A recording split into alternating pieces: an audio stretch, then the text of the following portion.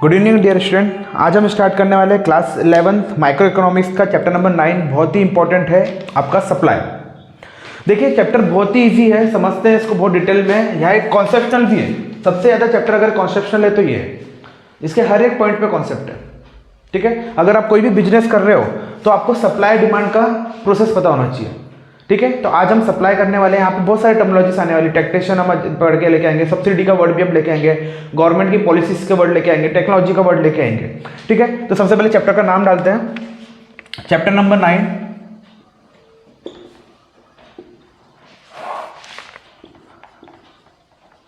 Theory of supply, theory of supply, law of supply and elasticity of supply. ठीक है, देखिए chapter का नाम है आपका थ्योरी ऑफ सप्लाई, पूरा हमको पढ़ना है। लॉ ऑफ सप्लाई क्या है, इलास्टिसिटी ऑफ सप्लाई, ये नेक्स्ट चैप्टर में आएगा। चैप्टर आपका थोड़ा सा लेंदी है, तो 2 लेक्चर में कंप्लीट होगा आपका ये चैप्टर। देखिए सप्लाई का मतलब होता क्या है। सपोज मैं एक फैक्ट्री हूँ, एक मैं मैन्युफैक्चरर हूँ, मैं एक प्रोड्यूसर हूँ, तो मैं कुछ प्रोड्यूस करवा रहा हूँ। मैं क्या करा रहा हूँ, कुछ प्रोड्यूस कर रहा हूँ। सपोज मैं टीवी बना रहा हूँ, तो मैंने मेरी जो इंडस्ट्री है उसने 5000 टीवी बनाई एक साल में। उसने क्या करा, 5000 टीवी बनाई एक साल में। और ये 5000 टीवी मैंने अपने घर के लिए बनाई कि मार्केट में बेचने के लिए बनाई? मार्केट में बेचने के लिए। तो ये सभी के सभी मेरी क्या है, सप्लाई। सभी का सभी मेरा क्या है, सप्लाई। तो जो भी प्रोड्यूसर होता है वो कभी अपने घर के लिए नहीं बनाता। तो जितना भी चीज वो प्रोड्यूस कर रहा है, ऑल द प्रोड्यूसर जितना भी वो प्रोड्यूस कर रहा है, सभी के सभी क्या है उसका सप्लाई। सभी के सभी चीज क्या है उसकी सप्लाई है। तो सप्लाई मतलब क्या होता है, सपोज किसी फर्म ने जो भी चीज प्रोड्यूस करा उसको मार्केट में उसको सेल आउट करना है। जितना भी मार्केट में से लेकर आ गया सबके सब क्या हो गया, सप्लाई। पर कुछ चीजें क्या करता है, वो रिजर्व करके रखता है इन द स्टॉक। कुछ चीजें क्या करता है, वो रिजर्व करता है स्टॉक में। जैसे जैसे मार्केट होगा, अगर अपना ग्रोथ कर रहा है या डिक्रीज हो रहा है, तो उस बेसिस पे क्या करेगा, वो मार्केट में अपने प्रोडक्ट को क्या करेगा, लॉन्च करेगा। तो स्टॉक में लेके चलता है। तो हमको सप्लाई भी पढ़ना है, हमको स्टॉक भी पढ़ना है, हमको सेल भी पढ़ना है। तो तीनों के बीच में, सप्लाई, स्टॉक और सेल, 3S के बीच में क्या रिलेशन है, इसको क्या बोलते हैं, 3S। क्या कहते हैं, 3S। तो सबसे पहले डेफिनेशन लिखिए, इसकी डेफिनेशन को समझते हैं हम। Supply refers to, supply refers to the quantity of a commodity. Supply refers to the quantity of a commodity which is a firm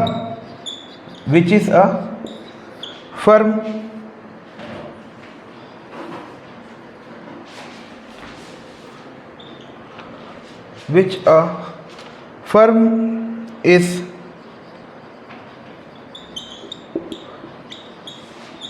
willing and able to offer for sale at each possible price during a given period of time, during a given period of time।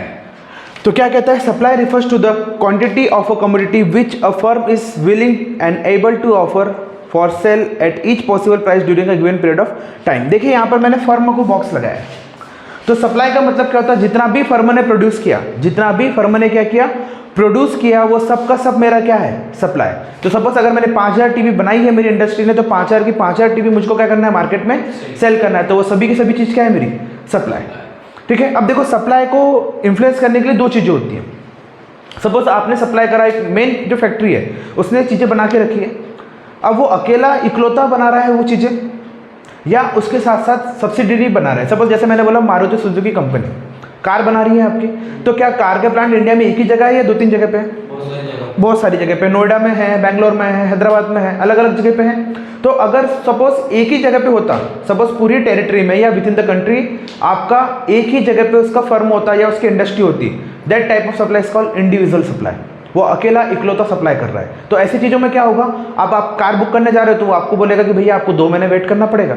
आपको 3 महीने wait करना पड़ेगा। आपका booking period क्या हो जाएगा, पहले आप बुक करो, फिर बाद में हम आपको गाड़ी ला के देंगे। सपोज हमको बर्थडे के दिन चाहिए, तो पहले से 2 महीने 3 महीने पहले से क्या करो, बुक करो। तो बुक कब करते हैं, जब हमारे पास इंडिविजुअल है। जैसे आईफोन लॉन्च करने की बात कर रहे हैं, तो आईफोन हमारे इंडिया में इसकी कोई मैन्युफैक्चरिंग है क्या, नहीं। जब अमेरिका लॉन्च करेगा तब हमारे पास आएगा। सपोज हमने बोला कि हमको 14 Pro Max आईफोन का फ़ोन चाहिए, तो क्या हमने तुरंत बुक किया, हमको मिल रहा है क्या, नहीं, वो वेट करने के लिए लगाएगा। हाँ, अगर इंडिया में ही आईफोन की मैन्युफैक्चरिंग होती तो आपको नेक्स्ट डे मिल जाता।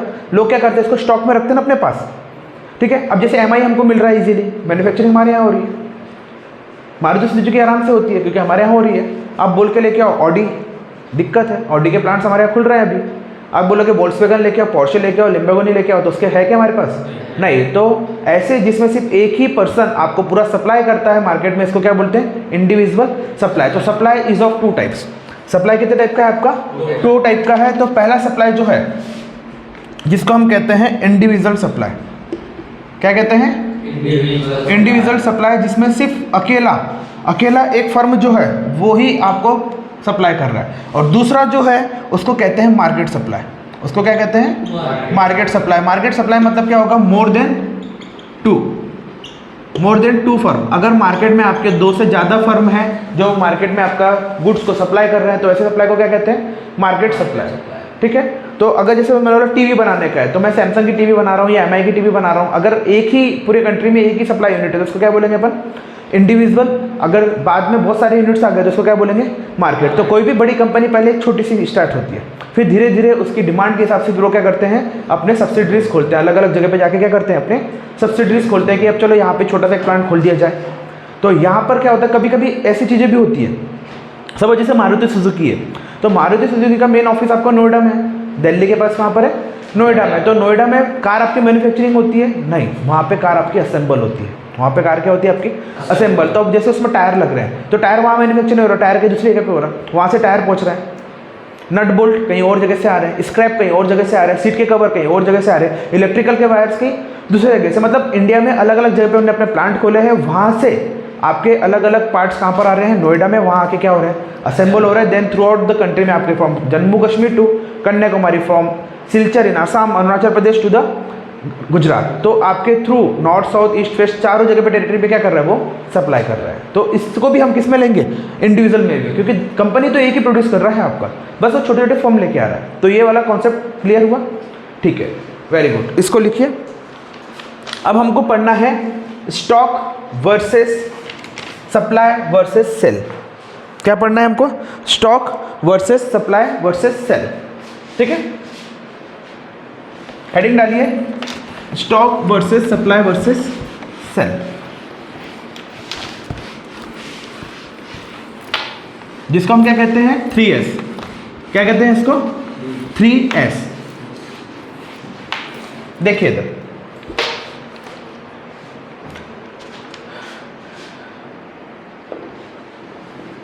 Stock versus supply versus sale. तीनों वर्ड्स को फैमिलियर हो आप, क्या तीनों वर्ड से फैमिलियर हो आप, ठीक है। देखिए स्टॉक का मतलब क्या होता है, स्टॉक का मतलब होता है कि आपने कितना प्रोड्यूस करा, लिखने पे नहीं फोकस करना, समझने पे, ठीक है। फिर उसके बाद मैं समय दूंगा आपको लिखने के लिए।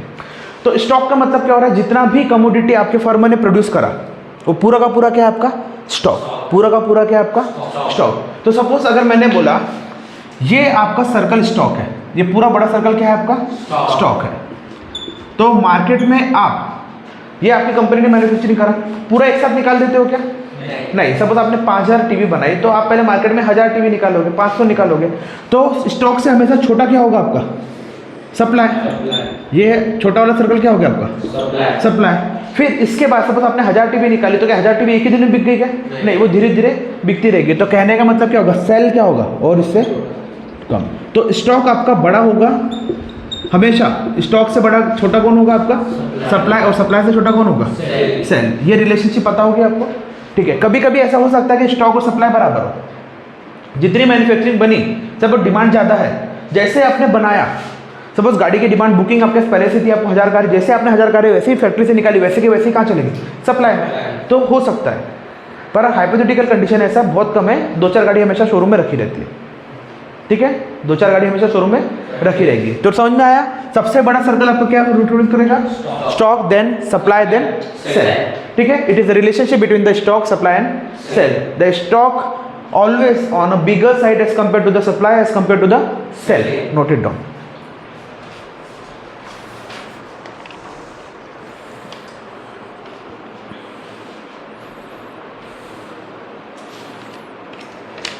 ठीक है, अगर जैसे मैं बोलूं define the word stock in one sentence, तो क्या लिखेंगे? Define the word stock in one sentence. तो स्टॉक क्या होगा? Whatever the firm is producing, whatever the firm is producing is termed as stock. Write it down its definition. What a firm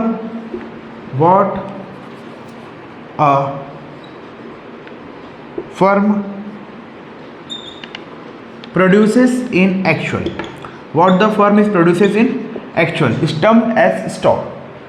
जो कुछ भी आपका firm, आपकी industry, आपकी commodity produce कर रही है, उस सभी को हम क्या कहते हैं? स्टॉक. ठीक है, तो ये टेक्निकल वर्ड्स पूरे पता होना चाहिए हमको. What is stock, what is supply, what is sale. और अगर मैं बोलूं कि आपका सप्लाई क्या होगा, अगर मैं बोलूं सप्लाई की डेफिनेशन क्या होगी, तो क्या लिखोगे? सप्लाई क्या होगा? जो मार्केट आपका पुट कर रहा है, मार्केट में जो भी आपकी गुड्स कहां पुट कर रहा है, वो मार्केट में. To sell is called supply. Very good. लिखो what a firm put in the market. जो भी मार्केट में फर्म ने प्रोड्यूस अपना कमोडिटी को मार्केट में सेल आउट करने के लिए रखा, उसको हम क्या बोलते हैं? सप्लाई. और जो कंपनी ने बनाया उसको हम क्या कहते हैं? स्टॉक. ठीक है, सेल वर्ड को तो आपको पता ही है, सेल वर्ड आपको पता ही है. ठीक है, अब आते हैं चैप्टर के, ठीक है, इसको नोट डाउन कर लो.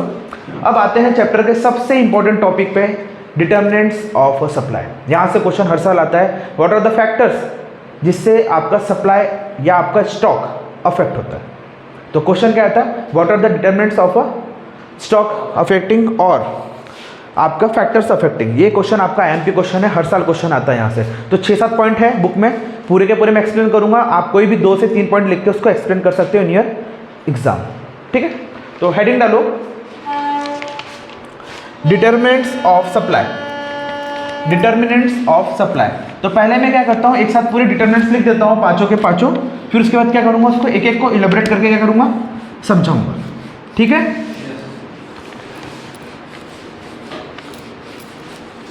ठीक है, लिखो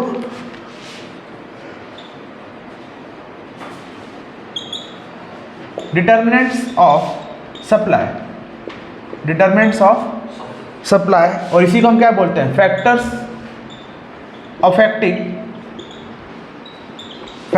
अफेक्टिंग द सप्लाई. क्वेश्चन दोनों फॉर्म से पूछ सकता है कि explain the determinants of a supply और explain the factors affecting the supply. दोनों टाइप से क्वेश्चन पूछ सकता है. तो पहले हम पॉइंट लिख लेते हैं, फिर हम इसको डिटेल में समझते हैं. ठीक है, तो पहला लिखिए price of a given commodity. Price of a given commodity. Price of a given commodity. Price of other goods.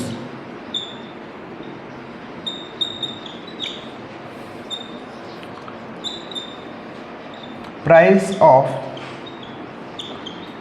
Factor production. Price of factor production.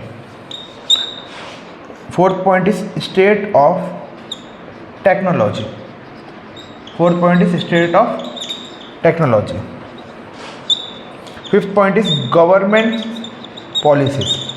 Fifth point is government policies. And last one is goal और objectives of a firm. Goal और objectives of a firm. तो ये 6 factors है या parameters है that actually affect the supply. First one is the price of a given commodity. Second the price of other goods. Third the price of a factor production. Fourth state of the technology. Fifth government policies. And six goal और objective of a firm. Goal और objective of a firm. Note it down, और हम point by point एक एक point को detail में समझते हैं. आज का हमारा लेक्चर पूरा फोकस होगा इसी पे. ये बहुत आईएमपी क्वेश्चन है आपके बोर्ड एग्जाम के लिए. ठीक है, लिख लिया आपने? देखिए price of a given commodity का मतलब क्या होता है? Price of a given commodity. Commodity मतलब वो जिसको हम क्या बोलते हैं, आउटपुट। इसी को हम क्या बोलते हैं, आउटपुट। मतलब सपोज कोई चीज़ आपने मार्केट में निकाली बेचने के लिए, वो क्या है, आपकी कमोडिटी है। तो सपोज जैसे आपका किसी भी चीज़ का, सपोज अगर मैंने बोला प्रोडक्ट है आपका कोई प्रोडक्ट है, प्रोडक्ट इंक्रीज हो रहा है, प्रोडक्ट आपका मार्केट में बिक रहा है, तो इससे क्या होगा, आपका प्रॉफिट भी बढ़ेगा।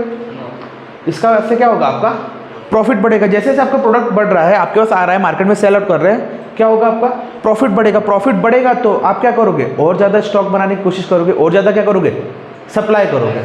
इसको आप क्या करोगे, और ज़्यादा सप्लाई। इसी को कहते हैं लॉ ऑफ सप्लाई।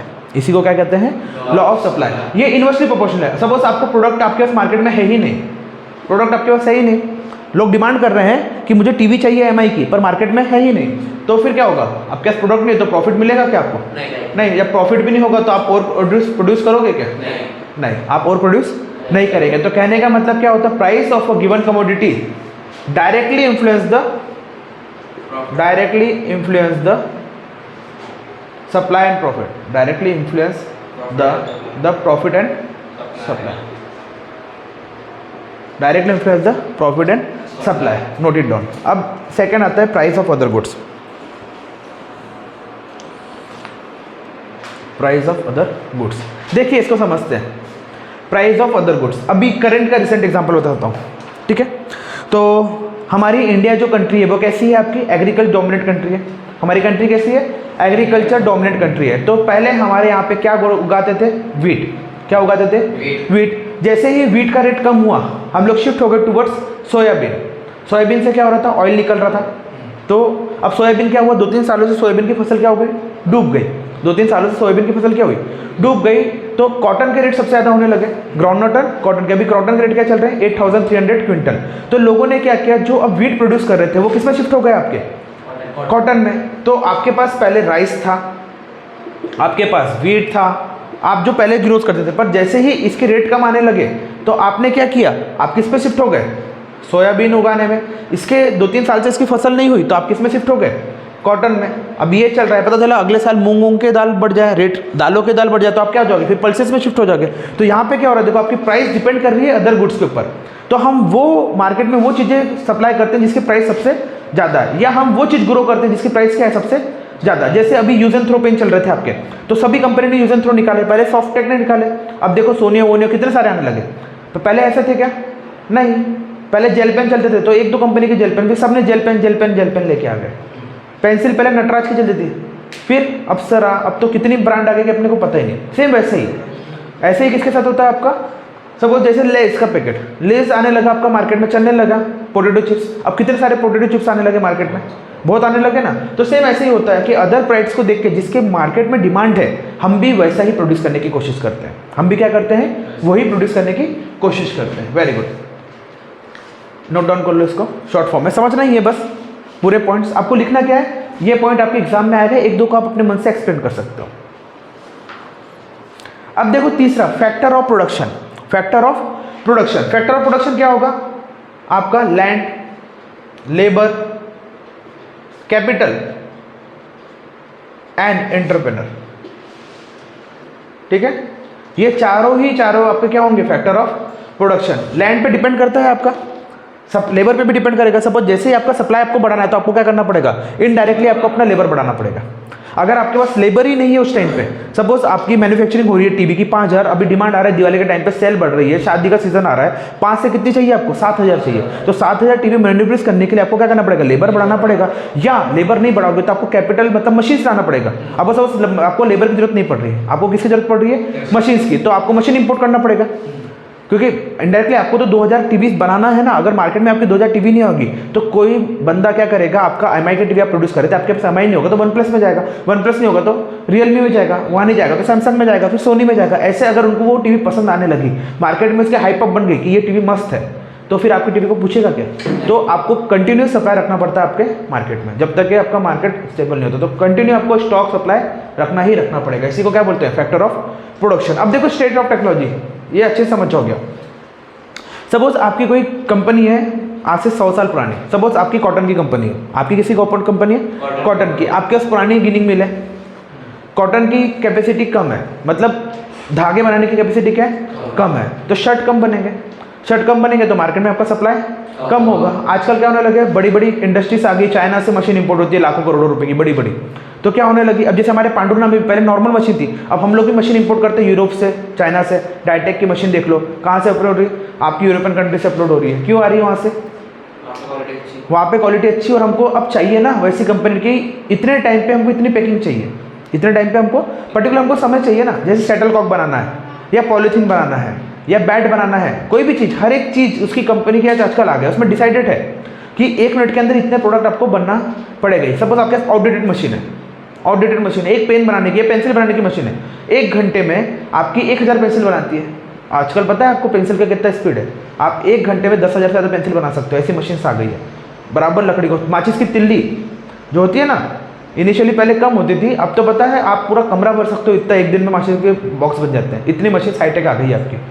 आजकल तो जैसे चिप्स के पैकेट देखो ना, लाइन से मशीन चल रही है, कब आपका आलू भी धुल रहा है, उधर कट रहा है, इधर से पैक हो रहा है, आपका जिप हो गया, बॉक्स के अंदर आ गया, सिर्फ एक लेबर लगता है पैकेट को उठा के रखना और सेलो टेप लगाना, बस इतना ही काम बचा है लेबर का, बाकी सब क्या हो गया आपका ऑटोमेटिक। तो कहने का मतलब है जितनी हाईटेक मशीन होगी आपकी, जितनी हाईटेक मशीन होगी उतना ही ज़्यादा आप क्या करोगे, आपका आउटपुट ज़्यादा होगा, जितना ज़्यादा आपका आउटपुट ज़्यादा होगा उतना ज़्यादा आपका सप्लाई ज़्यादा होगा, जितना ज़्यादा आपका सप्लाई ज़्यादा होगा उतना ज़्यादा आपका प्रॉफिट ज़्यादा होगा।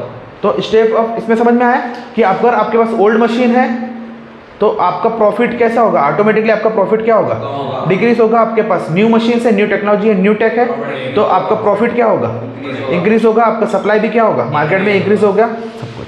गवर्नमेंट पॉलिसीज, इसको समझते हैं, गवर्नमेंट पॉलिसीज को नया टॉपिक है, ठीक है। गवर्नमेंट पॉलिसीज जो हम पढ़ते हैं ये 2 टाइप की होती है। गवर्नमेंट पॉलिसी कितनी टाइप की होती है, 2। एक होता है आपका टैक्सेशन, एक होता है आपका टैक्सेशन, दूसरा होता है आपका सब्सिडी।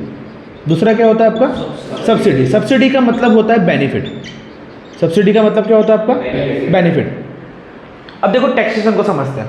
गवर्नमेंट ने आपके प्रोड्यूस पर टैक्स लगा दिया, टैक्स लगा दिया मतलब सपोज आपका प्राइस, जिसे अभी बोलते हैं ना जीएसटी 18% है, ठीक है, 9% CGST है और 9% आपका SGST है, ऐसे करके 9 कितनी होगी 18। सपोज आप 100 रुपये का कोई आइटम खरीद रहे हो तो आपको कितना पे करना है, 118 रुपये। सपोज गवर्नमेंट ने बोला कि अब GST आपका 18 से करके 30% कर रहा हूँ, तो अब आपको 100 रुपये के लिए कितना जमा करना है, 130। तो आपके पास मार्केट में क्या हो गया, आपका पैसा ज़्यादा खर्च होने लगा, तो जो आप प्रोड्यूस कर रहे थे पहले उससे क्या करोगे थोड़ा कम। तो जैसे ही आपका टैक्सेशन इंक्रीज होता है आपका प्रॉफिट और सप्लाई दोनों क्या हो जाते हैं, आपका सप्लाई और प्रॉफिट क्या हो जाता है। अब सब्सिडी का मतलब देखो, गवर्नमेंट को सब्सिडीज देती है। जैसे अभी स्टार्टिंग में देखा आपने कि आपके गैस सिलेंडर जो थे, गैस सिलेंडर में सब्सिडी मिल रही थी, 1200 रुपये का सिलेंडर हो तो रहा था, पर 600-700 रुपये अपने अकाउंट में आ रहे थे ना। तो गवर्नमेंट क्या करती है, कभी भी कुछ सेक्शंस को, वीकर सेक्शंस को सब्सिडी देती है, या कोई कंपनी का नया मॉडल मतलब लॉन्च करती है कोई नया प्रोडक्ट, तो क्या करती है, सब्सिडी देती है, जिसको अपन बोलते हैं इतना % ऑफ, 10% ऑफ, सेल लग गई 20% ऑफ। तो जैसे ही आपका बेनिफिट, अगर आप सब्सिडी आपको बेनिफिट मिल रही है तो आपका प्रॉफिट क्या होगा, इंक्रीज होगा, सप्लाई भी क्या होगा आपका इंक्रीज होगा। Very good. अगर प्रॉफिट कैसे इंक्रीज होगा तो अपना 10% ऑफ मिल रहा है ना, नहीं वैसा नहीं, देखो उसमें ये अलग लॉजिक है, ये मैं आपको क्लास 12 में पढ़ाऊंगा। दोनों के दोनों टॉपिक जो है क्लास 12 मैक्रो इकोनॉमिक्स के। यहाँ पे देखो कंपनी वाले कभी अपना घाटा नहीं करते। आपने कभी सुना है बाय 2 गेट 1 फ्री वाला लॉन्च ऑफर? फिर आपने सुना होगा 10% फ्लैट, नहीं ऐसा सुना होगा 20% फ्लैट 10% ऑफ, ये सुना आपने 30% फ्लैट 20% ऑफ। तो आपने क्या सोचते हैं 30 + 20 50% ऑफ। ऐसा कभी नहीं होता। ये कॉन्सेप्ट मैं आपको समझाऊंगा, परसेंटेज का टैक्सेशन का क्लास 12 में है हमारे, ठीक है। अच्छा क्वेश्चन है, बहुत अच्छा क्वेश्चन है, पर समझेंगे इसको मैक्रो इकोनॉमिक्स में, जब मैं आपको टैक्सेशन इन डिटेल में पढ़ाऊंगा, डायरेक्ट टैक्सेस, इनडायरेक्ट टैक्सेस में, और डिस्काउंट समझाऊंगा। ये कॉन्सेप्ट किसका है आपका, डिस्काउंट का, मार्केट डिस्काउंट का। ये क्लास 10 में भी हम पढ़ते हैं, नॉर्मली क्वेश्चन आता है आपका कॉस्ट एंड सेलिंग प्राइस में भी कि व्हाट इज द डिस्काउंट, तो अपन निकालते हैं प्रॉफिट माइनस अपन CP अपन × 100 वाला, सेम वही कॉन्सेप्ट है। तो जो भी आपको परसेंटेज से लुभा रहे हैं, कभी उस झांसे में नहीं आना। 3 शर्ट खरीदो तो 2 शर्ट फ्री मिल जाएंगी, 5 शर्ट खरीदो 5 पैसे शर्ट, ऐसा कुछ नहीं।